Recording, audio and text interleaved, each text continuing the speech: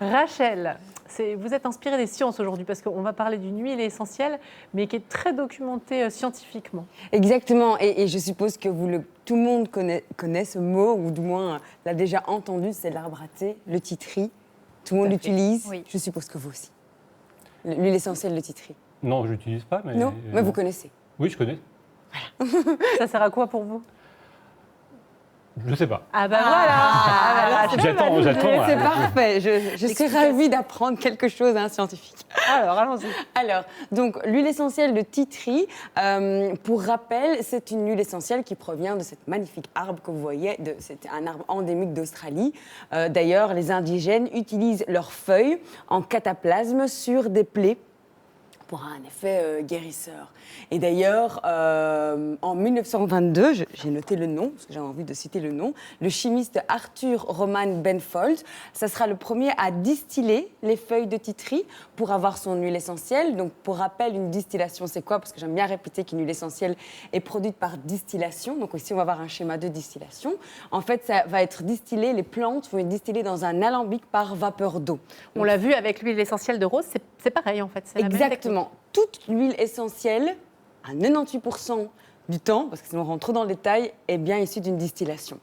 Ce qui va potentialiser l'effet antimicrobien, antiseptique d'une huile essentielle de l'essence de la plante. Alors d'ailleurs, la nouvelle s'est vite répandue que pendant la Seconde Guerre mondiale, le gouvernement australien a proposé un flacon d'huile essentielle de titri pour chaque trousse de pharmacie de l'armée australienne. Donc, c'est parce qu'ils ont été inspirés par ce chimiste Arthur Roman Penfold. Et alors, j'ai trouvé aussi... Elle est fière. Oui, je suis hyper fière d'avoir trouvé cette thèse parce qu'elle vient de l'Université de l'île 2 et plus précisément de la partie ingénierie et management de la santé. Et c'est mon voisin Justine, qui a écrit cette thèse. Alors, qu'est-ce que c'est cette thèse? C'est une thèse qui va vraiment rassembler toutes des études, c'est ça, scientifiques sur l'aromathérapie, sur les affections dermatologiques à la base. Et donc, dans une partie de cette thèse, elle rassemble plusieurs articles publiés dans des revues scientifiques. C'est assez récent parce que de toute façon, l'aromathérapie, c'est une thérapie récente. Et en 2007, elle va mettre en avant justement une recherche qui a été élaborée dans l'université des études médicinales, mais d'Isfahan, en Iran. Il y a plein d'autres pays comme ça, c'est vraiment intéressant, sur une étude in vitro sur la bactérie qui occasionne l'acné sur le visage. Et ils ont vraiment étudié et mis en avant les propriétés à large spectre antibactériennes du titri. Donc l'arbre à thé, l'huile essentielle d'arbre à thé, c'est bon quand on a de l'acné. On met de l'huile essentielle comme ça direct sur les boutons. Bah non. Hein. Bah non, alors, sinon ça brûle. Effectivement, on peut, c'est ça. Mais dans le sens qu'on ne va pas appliquer comme une crème de jour pure l'huile essentielle de titri. Mais effectivement, on pourrait le mettre localement plusieurs fois par jour pour diminuer l'inflammation et accompagner un traitement contre l'acné. Mais pour vous, pour les téléspectateurs, j'ai fait une petite recette qui voilà. Voilà, et comme je suis maladroite, je la fais tomber. Non. Ici, une petite recette. Et alors, en fait, on va montrer ici une vidéo.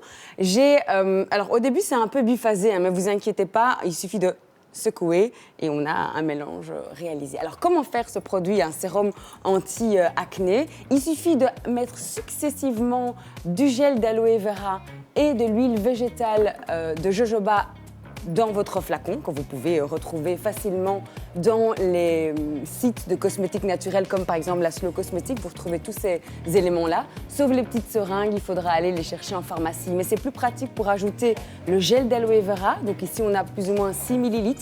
Et 6 ml également de l'huile végétale de jojoba, qui est adaptée pour tout type de peau.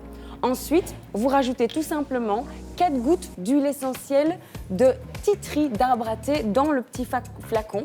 On n'en met jamais beaucoup de l'huile essentielle, 4 gouttes, ça suffit. Mais là, c'est un flacon de 15 ml et je l'ai dosé à 1%, comme ça, toutes les personnes peuvent l'utiliser, même les femmes enceintes. Il n'y a pas de problème, vu qu'on a un dosage à 1%. Voilà, et puis vous voyez, on secoue parce que c'est normal que ça soit biphasé. Je n'ai rajouté aucun élément qui va lier les deux. Il suffit à chaque fois de secouer et vous avez un parfait sérum anti-boutons que vous pouvez mettre en dessous d'une crème, tout seul.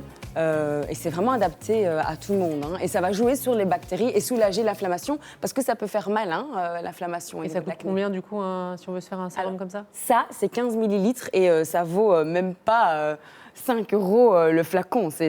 Après, il faut acheter en plus grand évidemment les produits, mais vous le répétez à l'infini. Ouais. Et encore une fois, avec 3 ingrédients, en Slow Cosmétique, on fait plein de petits produits. On peut l'offrir, on peut offrir ça à ses amis. Et doser à 1%, ici on voit la recette, c'est vraiment vulgarisé, c'est ça qu'on dit. C'est pour tout le monde, hein. Vraiment, c'est vraiment. Et la recette s'affiche avec tous Exactement. tous les ingrédients. Avec tous les ingrédients qu'on a utilisés. C'est pas compliqué à faire en même temps. J'ai toujours un flacon de Titri dans mon sac. Ouais. Toujours. Et vous l'utilisez un petit bouton qui arrive, je sens, voilà, j'en mets une petite goutte. Même parfois une petite inflammation au niveau des dents, je mets une goutte sur mon doigt et je masse ma gencive. Et l'odeur. C'est désinfectant aussi, non? C'est désinfectant, antiseptique, mais alors moi je suis très curieuse de savoir l'odeur. Qu'est-ce que vous pensez de l'odeur du Titri, de l'huile essentielle? J'aime beaucoup moi. Donc, oui. Ah oui. Elle fait penser à quoi? Juste peut-être un mot-clé? Parce que là, comme ça, je ne saurais pas dire. Je lave avec, donc elle est un peu terreuse, hein, mais ouais. parce que c'est une huile essentielle spécial, qui ancre. Elle est attachée aux racines. Elle nous permet de retrouver un peu ces racines. Ça, c'est un peu les valeurs énergétiques du Titri. Non seulement elle est très bonne pour l'acné, mais aussi pour l'émotionnel. Merci beaucoup, Rachel. Dans